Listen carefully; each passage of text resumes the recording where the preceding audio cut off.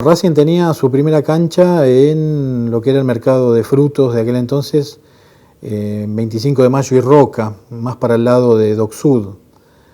De ahí salta a su ubicación actual, pero con una cancha de madera paralela a la calle Italia.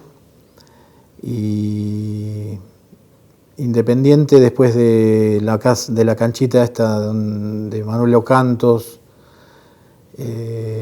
salta a Mitre al 2000, al 1987 para ser más preciso, en la zona de Crucecita Este, y consigue un terreno para comprar donde está ubicado actualmente, a un precio muy razonable, muy accesible, pero era un pantano, era una zona inundable totalmente, había una laguna, había un bañado. Los animales se iban a tomar agua ahí, se metían hasta la cabeza, los caballos o las vacas. Pero bueno, fue la oportunidad que tuvo Independiente en la década del 20 de acceder a un terreno propio, que el de Racing no era propio, era cedido por el ferrocarril estatal.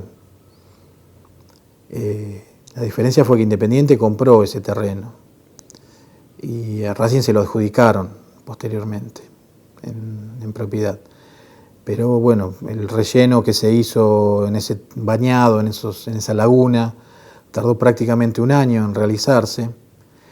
Y la cercanía, bueno, fue, digamos, por una oportunidad económica nada más, no por otra cosa, no hubo otro motivo. Se suponía que Racing en algún momento tenía que abandonar esa locación, finalmente el gobierno de turno se lo cedió en propiedad definitiva. Independiente lo tuvo que pagar hasta el último centavo. ¿Qué tiene de particular este clásico, a diferencia de cualquier otro clásico que pueda tener el fútbol argentino? ¿Qué lo hace diferente? Lo hace diferente porque se comparte toda una ciudad que llega a un punto de efervescencia previa, con toda una historia que te acabo de mencionar que data de 1907, con muchos vaivenes, muchos partidos. Racing estuvo por encima del historial muchos años, Independiente se lo dio vuelta en la década del 70, hubo rachas a favor de uno, hubo rachas a favor de otro, todos esos condimentos han ido nutriendo la rivalidad bien entendida, porque también ha habido muertos de por medio, lamentablemente. Pero bueno, nos quedamos nosotros con las cargadas. Nosotros lo despedimos el 22 de diciembre de 1983 a Racing en su camino a la Primera B. Si bien ya había descendido una fecha antes, fue la despedida viéndonos consagrarnos campeón metropolitano del 83. Eso también dio un condimento inolvidable. O sea, se han dado esas cosas que le han puesto por encima por ahí de otros clásicos, que no se dirimían cosas tan importantes. Pero bueno, es toda una ciudad que se revoluciona, es todo una división de vecinos, de familias, que llevan a esperar con ansias cada clásico, como se va produciendo 2 veces por año. ¿Crees que hoy los medios y la gente ajena a este clásico le dan la importancia que merece? Quizá no.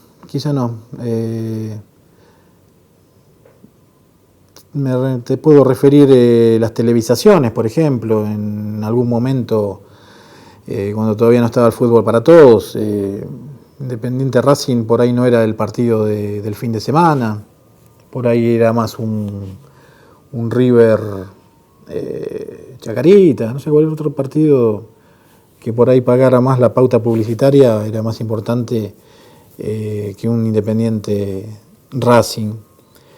Pero nosotros sabemos que no es así, siempre supimos que no era así. Sabemos que es una ciudad que vibra, es un país que vibra a ese compás también. Sí, coincido en que no se le da la importancia mediática que lo debe tener. ten en cuenta que recién ahora volvemos a jugar un domingo. Hacía rato que no jugábamos un clásico un domingo. Y a la tarde, generalmente eran sábados. Hace muchos años que venimos jugando los sábados, los clásicos. ¿Crees que se le va reconociendo entonces por ahí o se empieza a ver de otra forma? Y Independiente empieza, digamos, a defender sus derechos, empieza a hacer pesar en todos los ámbitos su verdadero poderío. ¿Cómo puedes explicar cómo se vive en la ciudad esta semana previa a un clásico? El de este fin de semana y el de siempre. Afortunadamente con bastante calma, porque ha habido años en los cuales te comentaba que ha habido amenazas escritas en las paredes de tiros, de muertos, de venganzas. Eso afortunadamente ha ido quedando un poco en el pasado. Pero bueno, se cruzan acá, no, hay un respeto implícito, por más que hay una rivalidad casi lindante con el odio. Pero vos ves acá por la avenida Mitre que se cruzan grupitos con camisetas, te digo los días de semana, no el día del partido. Se cruzan chicos con una camiseta, con otra camiseta, y te cargo, no te cargo, se miran. Eso, digamos, es lo que se va palpando, digamos, en las calles. Los rituales que uno va haciendo, digamos, de cábalas o ya preparándose para el día domingo. Es como si fuera, digamos, un acontecimiento único, el cumpleaños de alguien, ¿viste? Una efeméride súper importante y vos ya te vas preparando, qué vas a hacer, dónde vas a estar, cómo vas a ir a la cancha, si no vas a ir a la cancha, dónde lo vas a ver. Toda una serie, ¿viste? de digamos, cábalas, quién es cabulero, o otro tipo de cosas, quien cree en otras. Pero es incesante, las cargadas en los trabajos, que digamos, nos retrotraen aquel 40-0 que pintaban en 1907 los hinchas de Racing en el puente de la avenida Mitre. ¿Por qué crees que hay tanta diferencia en cuanto a los partidos entre uno y otro? ¿Cómo se llega a eso? Porque es mucha la diferencia, 20, cada sí, yo te hacía mención hace un ratito que Racing estuvo muchos años por encima de nosotros en el historial. Racing nos saca ventaja en la década del 40, en la década del 50.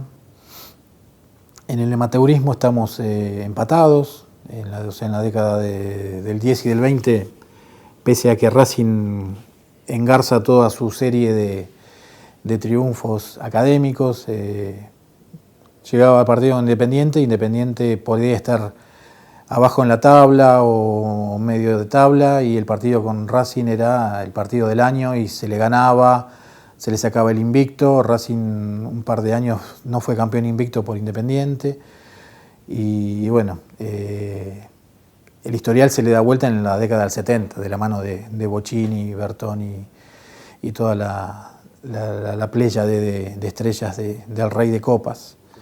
Ahí es cuando se le da vuelta y bueno, se hizo costumbre ganarle.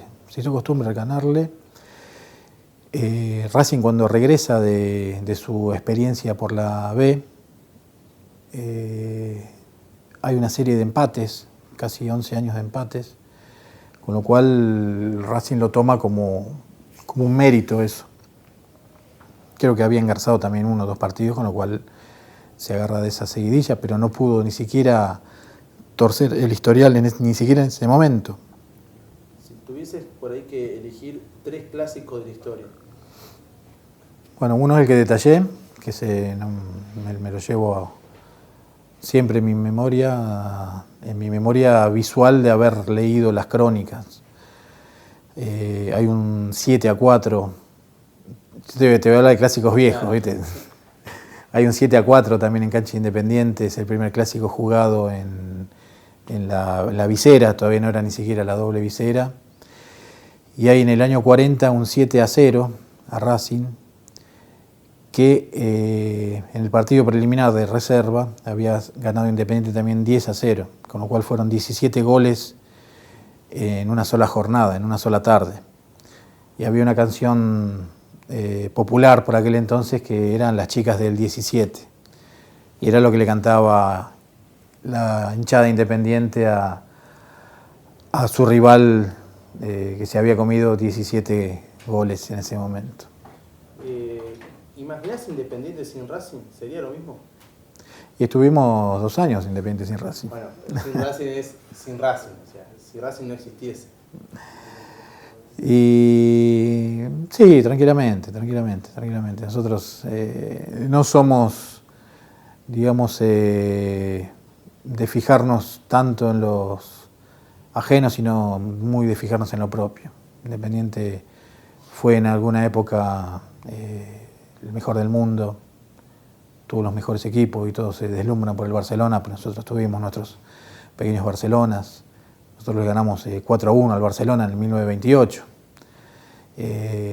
Sí, existiría tranquilamente Independiente sin Racing.